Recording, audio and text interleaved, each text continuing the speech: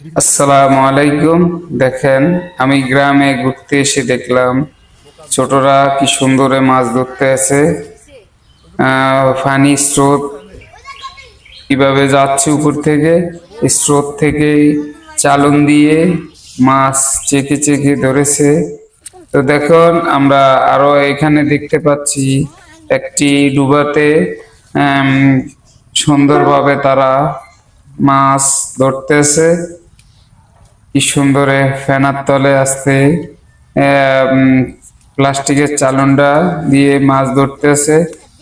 তারা তিন বন্ধু মিলে মাছ ধরতেছে। দেখুন, কারা কারা এভাবে মাছ ধরেছেন ছোটবেলায়, মনে পড়ছে কিনা একটু ইনবক্সে অবশ্যই জানাবেন।